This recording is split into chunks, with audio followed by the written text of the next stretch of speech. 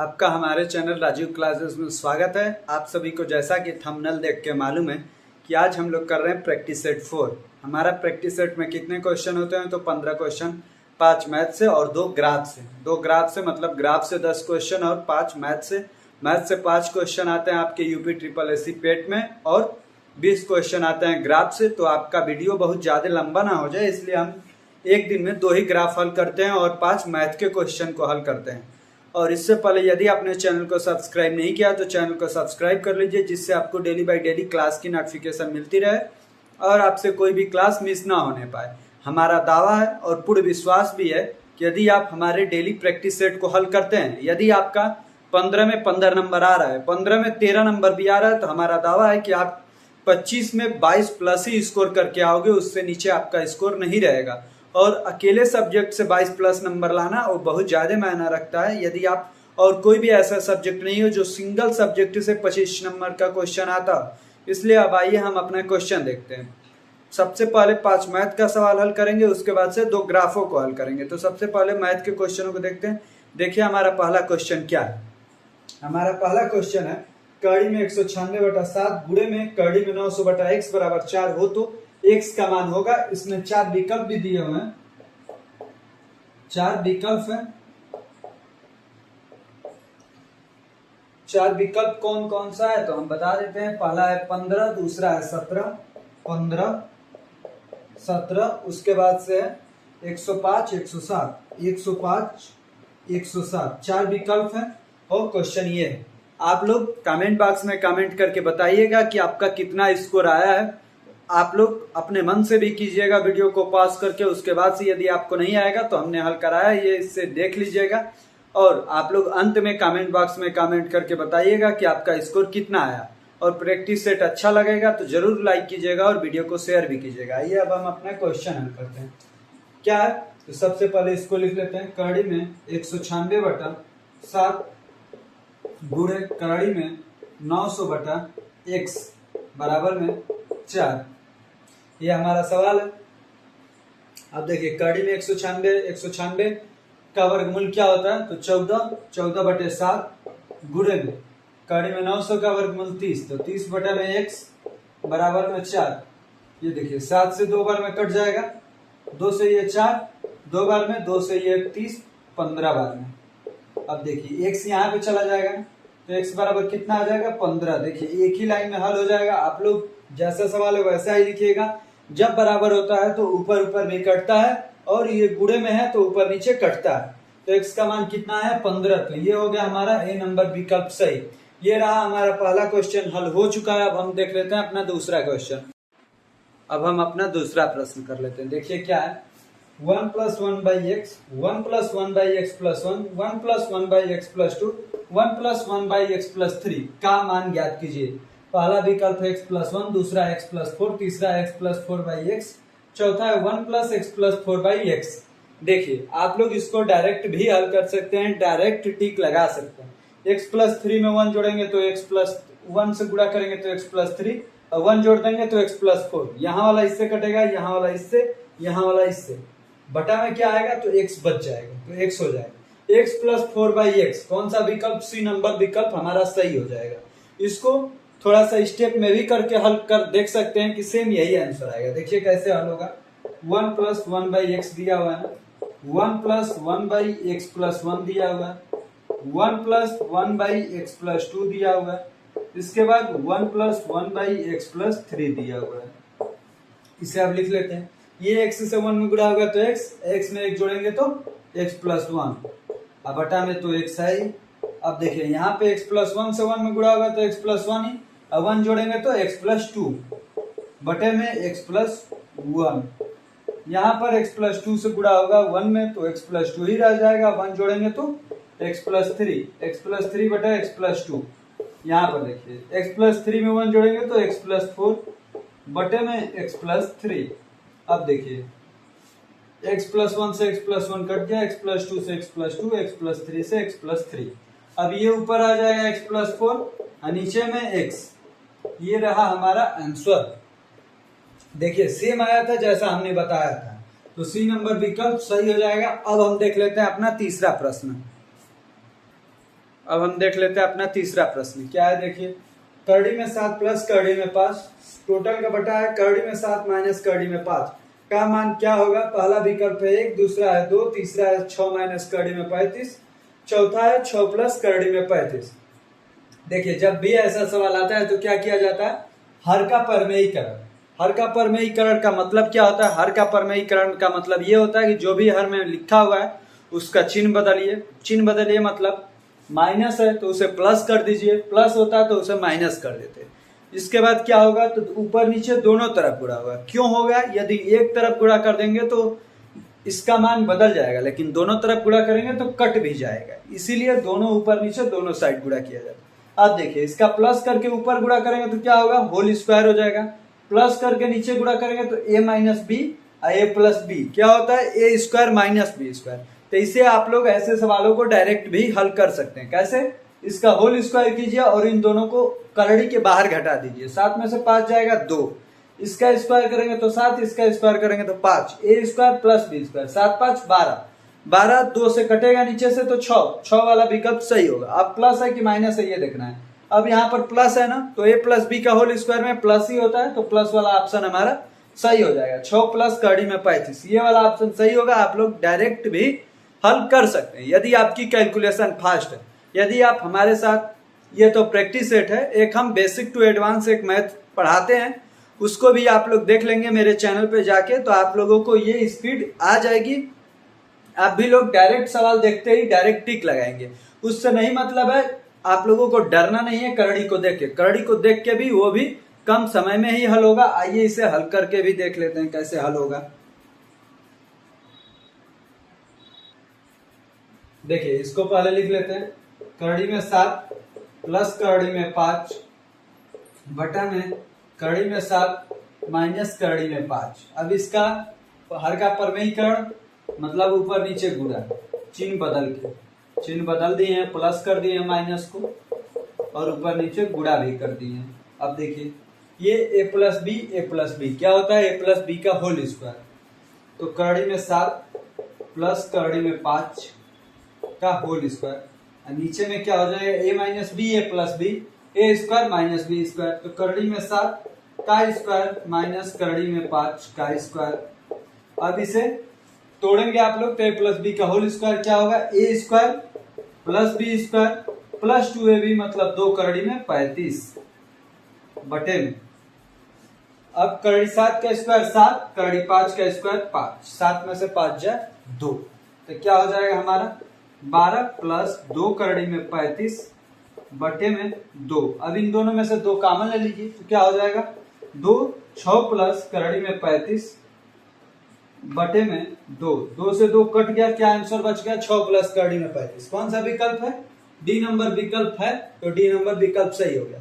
इसे आप लोग डायरेक्ट भी लिख सकते हैं। कैसे, इसे आप लोग जिनको ये भी लिख लीजिएगा, दूसरा वाला भी नियम लिख लीजिएगा जिससे तुरंत आंसर आएगा डायरेक्ट। देखिए आप लोगों को तो ये सवाल दिया हुआ है, इसका परमेयीकरण मतलब ऊपर का होल स्क्वायर नीचे का घटा देना है। 7 का स्क्वायर 7, 5 का स्क्वायर 5 प्लस 2 करड़ी में 35, इसे आप लोग लिख दीजिए।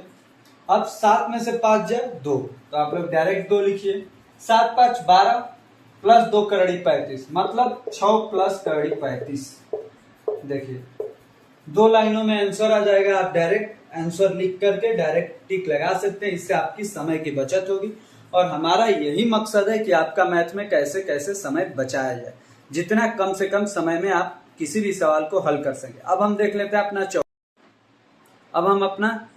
चौथा प्रश्न। देखिए क्या है, उत्तरोत्तर 10% की छूट और 20% की छूट कुल कितने छूट के बराबर होगी। इसमें 4 विकल्प है, पहला है 80%, दूसरा है 30%, तीसरा है 24%, चौथा है 15%। जब भी ऐसे आपको सवाल मिलते हैं, ये सवाल कई प्रकार से पूछे जाते हैं, क्रमिक छूट, क्रमिक लाभ, उत्तरोत्तर छूट, क्रमिक हानि, क्रमिक लाभ। तो कैसे हल किया जाता है, इसका फॉर्मूला है, उस फॉर्मूले के आधार पे इसको हल किया जाता है। जब भी हानि की बात करेंगे तो क्या होता है formula, -x minus Y plus x into Y बटे में 100। ये किसका सवाल है, ये हानि या छूट के लिए है। जब लाभ की बात हो तो x plus Y plus xy बटे में 100, ये किसका लाभ, ये किसका सूत्र है, प्रॉफिट का। ये किसका सूत्र है, तो ये हमारा लॉस का या डिस्काउंट का, छूट का। ये दो फॉर्मूले होते हैं, इन्हीं फॉर्मूलों पर हल किया जाता है किसी भी सवाल को। आइए अब हम लोग भी इस सवाल को हल कर लेते हैं। देखिए हमारा सवाल क्या है, 10% और 20%, तो -10 -20 प्लस 10 गुणे में 20 बटे में 100, 0 से 0 कैंसिल। अब -10 -20 -30 प्लस 2 कितना आएगा, -28। देखिए 2-2 सेकेंडों का सवाल है, आपको केवल बेसिक समझना है कि किस, और सब सवालों के भाषा को समझना है कि सवाल हमसे पूछना क्या चाहता है। यदि आप इतना समझ लेते हैं, कोई भी सवाल आपके लिए हार्ड नहीं है। इसमें कौन सा विकल्प सही है, ए नंबर विकल्प सही है। अब हम अपना 5 नंबर क्वेश्चन कर लेते हैं। अब हम अपना देख लेते हैं 5 नंबर सवाल, मतलब मैथ का लास्ट। इसके बाद से हम लोग 2 ग्राफ को हल करेंगे। आइए 5 नंबर सवाल देखते हैं क्या है। पहला सवाल, 5वां सवाल है, एक नौका में 15 नाविकों का औसत वजन उस समय 1.6 केजी बढ़ जाता है जब उनमें से 42 केजी वजन वाले एक नाविक के स्थान पर दूसरा व्यक्ति आता है। नए व्यक्ति का वजन कितने केजी होगा। पहला ऑप्शन है 65, दूसरा है 66, तीसरा है 67, चौथा है 43। आइए इसको हल करते हैं। जैसे जैसे सवाल बोल रहा है वैसे वैसे आप हल करते जाइएगा। ये नहीं कि सवाल बड़ा है और आपको यदि एक बार में भाषा समझ में नहीं आ रही होगी तो 2 बार पढ़िए, 3 बार पढ़िए। 2 बार पढ़ लेंगे तो आपको समझ में आ जाएगा, और आप जितना ही प्रैक्टिस करेंगे उतना ही आप परफेक्ट बनते जाएंगे। आइए अब हम अपना सवाल को हल करते हैं। देखिए नाविक में 15 नाविकों का औसत वजन, तो 15 नाविकों का औसत वजन मान लेते हैं कि 100। उस समय 1.6 केजी बढ़ जाता है। कब बढ़ जाता है, 1.6 केजी बढ़ जाता है। x प्लस 1.6 बढ़ जाता है। उनमें से 42 का वजन वाले एक नाविक के स्थान पर दूसरा व्यक्ति आता है।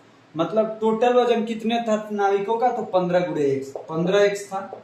उसमें से 42 केजी वाले नाविक को हटा दिया गया। किसको लाया गया, तो उसकी जगह पर एक y केजी वाले, मतलब मान लिए जो व्यक्ति आया है उसका वजन है y केजी, किसको निकाला गया है, 42 केजी वाले को। तो अभी भी हमारे पास व्यक्ति 15 ही हैं, क्योंकि एक को निकाल करके उसके स्थान पर दूसरा चीज लाया जाएगा तो व्यक्ति उतने ही रहेंगे, 15 ही रहेंगे। अब इसको कैसे हल करेंगे, तो इन सबका औसत जो है, इनका औसत जो है इतना आ रहा होगा। तो अब यहाँ पर 3x मल्टीप्लाई करेंगे। कैसे होगा, 15 से इन दोनों में गुणा कर देंगे। क्या होगा, 15x माइनस 42 प्लस y बराबर 15 से x में गुणा होगा तो 15x प्लस 15 गुणे 1.6। देखिए आप लोग ऐसे भी कर सकते थे कि 15 पहले इसको कर लेते हैं, उसके बाद से हम आपको शॉर्ट ट्रिक भी बताएंगे जिससे आप लोग सवाल को देखते ही आपका आंसर आएगा। 15 गुणे 1.6 कितना होगा, 15 छक्के 90 का 0 9 लगा हासिल, तो 15 का 15 9 24 हो गया। अब ये 15x से 15x कट जाएगा। अब इधर 42 माइनस में उधर जाएगा तो प्लस, तो y इक्वल टू क्या हो जाएगा, 24 प्लस 42 कितना आ जाएगा आंसर, तो y इक्वल टू 66। देखिए ये तो हमारा आंसर हो गया, y इक्वल टू 66, मतलब बी नंबर विकल्प सही हो गया। इसे आप लोग डायरेक्ट ट्रिक से भी कर सकते हैं, सवाल को देखते ही आपका डायरेक्ट आंसर आएगा। देखिए वो कैसे होगा, जैसे देखिए किसको बदला जा रहा है, तो 42 केजी वाले को। 42 केजी आप लिख लीजिए। कितना औसत वजन बढ़ रहा है, तो 1.6। कितने व्यक्ति पे औसत वजन बढ़ रहा है, 15 व्यक्ति पे। तो 15 गुणे में 1.6, जब गुणा करेंगे तो आएगा 24, 24 प्लस 42 करेंगे तो आ जाएगा 66। यदि यही 1.6 कम हो रहा होता तो इसमें से घटा देते। देखिए इससे आपको एक लाइन में एक ही मिनट में आंसर आ जाएगा। बस 2 लाइन लिखना है, एक लाइन ये, एक लाइन ये, 2 लाइनों में डायरेक्ट आपका आंसर आएगा। अब हम लोग देख लेते हैं अपना 2 ग्राफ हल करेंगे। अब देख लेते हैं हम लोग पहला ग्राफ। देखिए अब हम अपना ग्राफ को हल कर देंगे। सबसे पहले ग्राफ को समझ लेते हैं कि क्या क्या ग्राफ में दिया है। देखिए क्या क्या दिया है, ये जो हमारा गोल बिंदु है उसका मतलब है उत्पादन, जो स्टार बना हुआ है इसका मतलब है कि मान, कंपनी, ये ABCDEF क्या है, कंपनियां हैं। ये 1000, 2000, 3000, 4000, 5000, 6000 क्या है, ये जो कंपनियां उत्पादन कर रही हो है, और मांग है। ये क्या है, यूनिट है, लाख टन में है, लाख में।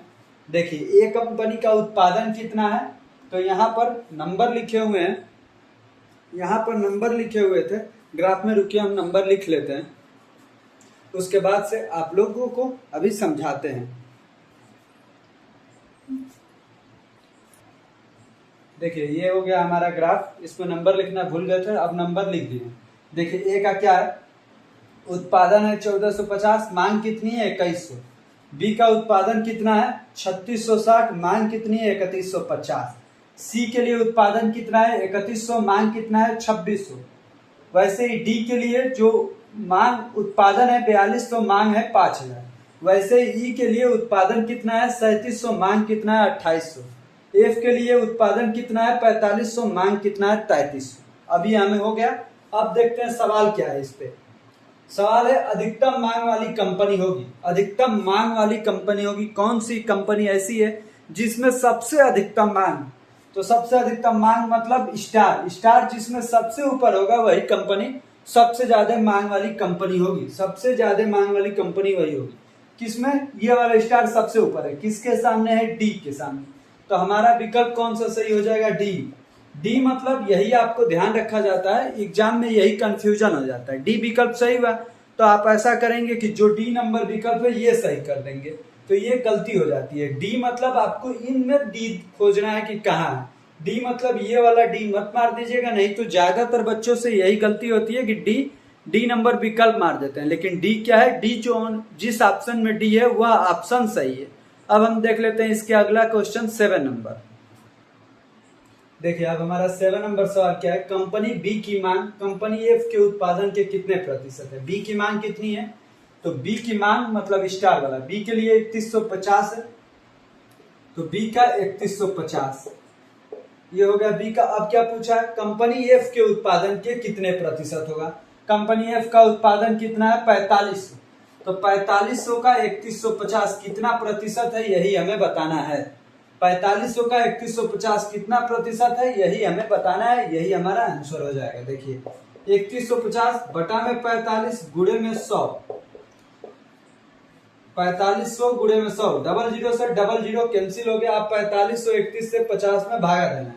9 पचे 45, ये 9 से कितनी बार में जाएगा तो 29 27, 4 45, 9 पचे 50, 5 से 5 7 35 जीरो 70, मतलब 70% हमारा आंसर हो जाएगा। विकल्प नंबर सी हमारा सही हो जाएगा। अब हम देख लेते हैं 8 नंबर क्वेश्चन। अब हम अपना 8 नंबर क्वेश्चन देख लेते हैं। देखिए क्या है, कंपनी ए का उत्पादन कंपनी सी की मांग का लगभग कितने प्रतिशत होगा। कंपनी ए का उत्पादन कितना है, ए का उत्पादन है 1450, तो ये हो गया हमारा 1450 बटे में किसके परसेंट, कंपनी सी की मांग का लगभग। कंपनी सी का मांग कितना है, कंपनी सी की मांग है 2600। तब हमें ये बताना है कि 2600 का 1450 कितना प्रतिशत है, गुणे 100। यही आपको भाषा समझनी है, ये नहीं कि 2600 ऊपर कर दीजिएगा। कंपनी ए का उत्पादन, तो कंपनी ए का उत्पादन कंपनी सी की मांग का कितना प्रतिशत है, तो इसको नीचे लिखना होगा, कंपनी ए का उत्पादन ऊपर लिखना होगा, गुणे 100 करना होगा। जब भी प्रतिशत पूछता है तो गुणे 100 करना पड़ता है।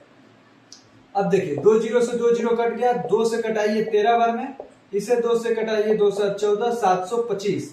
अब 13 से कटाएंगे तो 13 पाँचे 65 बचा 7 75, फिर से 13 पाँचे 65 बचा 10, तो 110, तो 13 8 है 104, 55.8। ये क्या पूछा है, लगभग में पूछा है। तो 55.8 के पास जो विकल्प होगा वही विकल्प हमारा सही हो जाएगा। विकल्प बी नंबर विकल्प हमारा सही हो जाएगा। बी नंबर विकल्प सही है। अब हम अपना 9 नंबर क्वेश्चन देख लेते हैं। अब हम अपना देख लेते हैं 9 नंबर क्वेश्चन। देखिए क्या है, थोड़ी सी जगह की कमी है, लेकिन आपको हमें उम्मीद है कि भली बातें आपको क्वेश्चन दिख रहा होगा और ग्राफ भी अच्छे से समझ में आ रहा होगा और क्वेश्चन भी और विकल्प भी। देखिए हमारा 9 नंबर क्वेश्चन क्या है, कंपनियों की औसत मांग और उनके औसत उत्पादन, औसत मांग और औसत उत्पादन के बीच अंतर ज्ञात कीजिए। औसत उत्पादन और औसत मांग के लिए क्या करना होगा, सबसे पहले कंपनी को गिनते हैं। 1 2 3 4 5 6, 6 कंपनियां हैं, तो उत्पादन को सबको जोड़ के 6 से भागा, मांग को सबको जोड़ के 6 से भागा और उन दोनों के बीच में अंतर, वही हमारा आंसर हो जाएगा। आइए हल करते हैं। सबसे पहले हम लोग उत्पादन वालों को जोड़ लेते हैं, यहाँ पे मिटा लेते हैं कि थोड़ी सी हमें जगह मिल जाएगी हल करने के लिए। देखिए सबसे पहले क्या, उत्पादन वाले को जोड़ते हैं। उत्पादन मतलब ये गोल बिंदु, सबसे पहला क्या है 1450, उसके बाद क्या है, आगे बढ़ेंगे तो 3660, उसके आगे बढ़ेंगे तो 3100, 3100 से आगे बढ़ेंगे तो 4200, 4200 से आगे बढ़ेंगे तो 3700, प्लस 3700 से आगे बढ़ेंगे तो 4500, 4500। सब में डबल जीरो है तो डबल जीरो अंत में हो ही जाएगा। अब अंकों को जोड़ लेते हैं, डबल जीरो नहीं, एक जगह 5 भी एक जगह 6 भी है तो सिंगल ही जीरो हो जाएगा। अब 5 6 11 का एक लगा हासिल, आप जोड़ेंगे तो 4 1 5 6 11, 11 1 12, 2 14, 14 7 21 5, 26 का 6, 2 लगा हासिल। अब 2 1 3, 3 3 6, 3 9, 4 13, 3 16, 4 20, 20,610। अब कंपनियां कितनी थी? 6, जो 6 से भागा दीजिए कितना आएगा? 6 3 18, तो 3 बचा 2 तो 26, तो 6 चौके 24, बचा 2 तो 21, तो 6 3 18, बचा 3 तो 30, तो 6 5 30। ये कितना आया? 3,435। ये किसका है? उत्पादन का औसत है। उत्पादन का औसत हमारा कितना आ गया? लिख लेते हैं यहां पर, उत्पादन का कितना आया है? 3,435। कैसे निकला है? तो सबको जोड़ के 600 भागा दे दिए हैं, 3,435 आया है उत्पादन। अब कर लेते हैं हम लोग मांग का औसत निकाल लेते हैं। मांग सबसे पहले कितनी? 2100, उसके बाद कितना है? 3150, उसके बाद मांग कितनी है? 2600, तो प्लस 2600, प्लस 2600 के बाद 5000, 5000 के बाद कितनी है? 2800, 2800 के बाद क्या है? 3300। सबको जोड़ लेते हैं, फिर 6 से भागा देना होगा। देखिए अंत में सबके जीरो है तो जीरो, उसके बाद से 5 है तो 5। अब अंकों को 1 1 2, 2 6 8, 8 8 16, 16 3 19 का 9, 1 लगा हासिल। 2 1 3, 3 6, 2 8, 5 13, 13 2 15, 15 3 18, तो 18,950 बटे में 6। जब भागा देंगे तो 6 3 18, 6 कम 6, 3 35, तो 6 5 30, 5 50, तो 6 8 48, लगभग में 3,158। ये क्या है? हमारा मांग कितना हो गया? 3,158। अब इन दोनों का अंतर निकाल लेते हैं। 15 में से 8 जा 7, 12 में से 5 जा 7, यहाँ पे बचा 3, 3 में से 1 जाए 2, 277। मतलब 277 के आसपास कौन सा है? 275। तो हमारा सी नंबर विकल्प सही हो जाएगा। कैसे आया आपको आंसर? ये आपको भली बात समझ में आ गया होगा। अब इस ग्राफ का हम लोग लास्ट क्वेश्चन, इस ग्राफ का लास्ट क्वेश्चन और इसके बाद एक और ग्राफ को हल करेंगे। इस ग्राफ का लास्ट क्वेश्चन मतलब 10 नंबर प्रश्न अब हम लोग हल कर लेते हैं। अब हम देख लेते हैं 10 नंबर सवाल। देखिए क्या है? उत्पादन से अधिक मांग वाली कंपनियों और मांग से अधिक उत्पादन वाली कंपनियों का अनुपात क्या होगा? सबसे पहले जो पहले बोला हुआ है उसको लिखा जाता है, फिर जो बाद में है उसको लिखा जाता है। अनुपात में यही देखा जाता है कि कैसे कैसे क्वेश्चन है वैसे वैसे हल किया जाता है। देखिए उत्पादन से अधिक मांग, देखते हैं कहां कहां पर स्टार ऊपर है और ये डॉट नीचे है। देखिए इसमें ऊपर है मतलब 1, फिर से स्टार कहां ऊपर है? ये 2, और कहां ऊपर है? नहीं ऊपर है। तो सबसे पहले हमारा हो जाएगा 2 रेशियो। अब देखना है मांग से अधिक उत्पादन, मतलब स्टार नीचे हो और मांग से अधिक उत्पादन और डॉट ऊपर। देखते हैं, ये हो गया 1, अब ये 2, ये 3, ये 4। कितना है? 4। तो 2:4 मतलब 1:2। कौन सा विकल्प हमारा सही हो जाएगा? ए नंबर विकल्प हमारा सही हो जाएगा। ये हमारा ग्राफ कंप्लीट हो चुका है। हमें उम्मीद है कि आप लोगों को समझ में आया होगा। यदि समझ में आया होगा तो वीडियो को लाइक कीजिए, शेयर कीजिए और चैनल को सब्सक्राइब कीजिए। अब हम देख लेते हैं इसके बाद वाला ग्राफ। अब हम अपने 11 नंबर क्वेश्चन मतलब तीसरे ग्राफ को देख लेते हैं। पहला ग्राफ कर चुके हैं, अब दूसरे ग्राफ को देख लेते हैं ये कैसे हल होगा। इसमें क्या क्या दिया है देखिए। इधर जो है उत्पादन दिया हुआ है किसमें? टनों में। ये क्या है? वर्ष है। एक जैसे 2011-12 में कितना उत्पादन है? 200, 12-13 में 400, 13-14 में 600, 14-15 में 900, 15-16 में 800, 16-17 में 1000, 17-18 में 1200। इसमें जो हमारा इस ग्राफ पे जो पहला क्वेश्चन है और आज के प्रैक्टिस सेट 4 का जो 11 नंबर क्वेश्चन है क्या है? दूसरा सबसे अधिक उत्पादन वाला वर्ष क्या हो? सबसे ऊंची जिसकी बिल्डिंग उसके वर्ष में सबसे अधिक उत्पादन। सबसे ऊंची 17-18 में, तो ये सबसे अधिक, लेकिन सबसे अधिक नहीं पूछा है। दूसरा सबसे अधिक, तो दूसरा बिल्डिंग का ऊंचा है तो ये 16-17। तो 16-17 वाला विकल्प हमारा सही हो जाएगा। अब हम देख लेते हैं अपना नेक्स्ट क्वेश्चन, 12 नंबर क्वेश्चन। देखिए अब हम कर लेते हैं अपना 12 नंबर क्वेश्चन। क्या है, वर्ष 2014-15 से 15-16 में कितनी कमी हुई? 14-15 में कितना है? 14-15 में है 900, 900 है। अब बोला है 15-16 में कितनी कमी हुई? कितनी कमी हुई? 100 की। 900 से 800 हो गया, मतलब कितनी कमी हुई? 100 का। तो यही कमी जो है कितनी हुई, तो ये परसेंटेज में बताना है, क्योंकि परसेंटेज में विकल्प हमारा है। तो ये गुणे 100, 2 जीरो से 2 जीरो कट गया। अब 100/9, 100/9 का मतलब क्या होता है? 11 सही 1/9%। हमारा कौन सा विकल्प सही हो जाएगा? डी नंबर विकल्प सही हो जाएगा। अब हम अपना 13 नंबर क्वेश्चन को हल कर लेते हैं। देखिए अब जो हमारा क्वेश्चन है 13 नंबर, क्या है, किस वर्ष के दौरान उत्पादन में पिछले वर्ष की तुलना में न्यूनतम वृद्धि हुई? तो ये चेक कर लेते हैं। देखिए 12-13 में कितनी हुई? 200 की वृद्धि हुई, मतलब 200 का 200 में वृद्धि होना मतलब कितना? 100%। यहाँ पे 400 में इसका आधा 200 बढ़ा, मतलब कितना? 50%। पहले बढ़ा 100%, फिर बढ़ा 50%। अब देखिए यहाँ पे 600 से 900 हो गया, 300 बढ़ गया, इसका आधा मतलब फिर से 50%। अब देखिए 900 से 800, तो इसको नहीं देखना है, कमी को नहीं देखना है, केवल हमें वृद्धि को देखना है। 800 से अभी 1000 हो गया, मतलब 200 बढ़ा, तो 200 800 का कितना परसेंट? 25%। ये हो गया। अब देखिए 1000 से 1200 गया, मतलब 200 की बढ़ोतरी हुई 1000 में, तो कितने की हुई? 20% की। अब क्या पूछा है कि पिछले वर्ष की तुलना में न्यूनतम वृद्धि हुई। किसमें न्यूनतम वृद्धि हुई? 17-18 में सबसे कम वृद्धि हुई है। तो कौन सा विकल्प हमारा सही हो जाएगा? 17-18, मतलब डी नंबर विकल्प। ये 20% वाला, 20% कब वृद्धि हुई थी? 17-18 में। 1000 से मात्र 200 बढ़ा था, 1200 हुआ था। तो हमारा डी नंबर विकल्प सही हो गया। अब हम देख लेते हैं अपना 14 नंबर क्वेश्चन। अब हम अपना 14 नंबर प्रश्न देख लेते हैं। देखिए क्या है, वर्ष 2013-14 से 17-18 तक उत्पादन में कितना वृद्धि हुई? 13-14 में कितना था उत्पादन? 13-14 में था 600। अब 17-18 में कितना था? 1200। तो कितने की वृद्धि हो गई? 600 की। अब उत्पादन में वृद्धि हुई 600 की वृद्धि हुई, तो 600 जितना वृद्धि हुआ उसको ऊपर, अब ये परसेंटेज में बताना है, तो गुणे 100।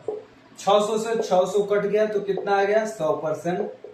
हमारा कौन सा विकल्प सही हो जाएगा? सी नंबर विकल्प सही हो जाएगा। देखिए ग्राफ कितना इजी है, आप लोग ग्राफ को देख के मत डरिए, हल करेंगे सबसे इजी ग्राफ होता है, क्योंकि सब कुछ दिया होता है, उतना हार्ड कुछ भी याद नहीं करना है, जो है इसी में है, इसी ग्राफ में से देख के हमको आंसर बताना है। अब हम देख लेते हैं आज के लेक्चर का लास्ट क्वेश्चन, और इस ग्राफ का भी लास्ट क्वेश्चन, 15 नंबर क्वेश्चन। आइए देखते हैं। ये रहा हमारा लास्ट क्वेश्चन, 15 नंबर क्वेश्चन। क्या है, वर्ष 2012-13 की तुलना में 16-17 में उत्पादन में कितने प्रतिशत वृद्धि हुई? 12-13 में कितना उत्पादन है?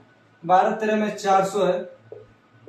अब 16-17 में कितना उत्पादन है? 1000। कितना का वृद्धि हुआ? 400 से 1000 में 600 का, तो गुणे ऊपर में 600 गुणे 100। अब 2 जीरो से 2 जीरो कट जाएगा, 4 से ये कटेगा 150 बार में, तो कितना आया? 150%। तो कितने प्रतिशत की वृद्धि हुई? 150% की वृद्धि हुई। ये रहे हमारे आज के मैथ के 5 क्वेश्चन और ग्राफ के 10 क्वेश्चन। हमें उम्मीद है कि आप लोगों को अच्छा लगा होगा और आप इसमें अधिक से अधिक नंबर गेन कर पाए होंगे। आप कमेंट बॉक्स में कमेंट करिएगा और बताइएगा कि आपके कितने प्रश्न सही थे और कितने गलत थे। बाकी धन्यवाद आपको अंत तक बने रहने के लिए। आपको वीडियो अच्छा लगा हो, प्रैक्टिस सेट अच्छा लगा हो, तो वीडियो को लाइक कीजिए, दोस्तों को शेयर कीजिए और चैनल को सब्सक्राइब करना ना भूलिए, जिससे आपके पास डेली बाय डेली क्लास की नोटिफिकेशन पहुंचती रहे। बाकी धन्यवाद।